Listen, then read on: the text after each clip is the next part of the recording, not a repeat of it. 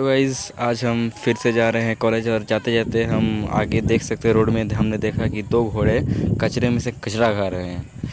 ये गाइज़ पहली बार देखा। और फिर देखते देखते हम पहुंच गए स्टेशन में। ट्रेन अभी नहीं आया था, 2 नंबर प्लेटफॉर्म में अनाउंस किया था, तो 2 नंबर प्लेटफॉर्म में हम आगे जा रहे थे थोड़ा। और फिर हम ट्रेन में चढ़ गए। और ट्रेन के चढ़ने के बाद सॉरी ये बस है गाइज़। बस आते समय गाइज़ हम देख सकते हैं इस बस में बाहर का नज़ारा एकदम कितना ही मस्त आ रहा है। धूप नहीं है और हम एकदम लास्ट के साइड में बैठे थे। और फिर हम पहुंच गए स्टेशन में हुआ गाइज़ बारिश। बारिश हो रहा थोड़ा थोड़ा, हम थोड़ा भीगे।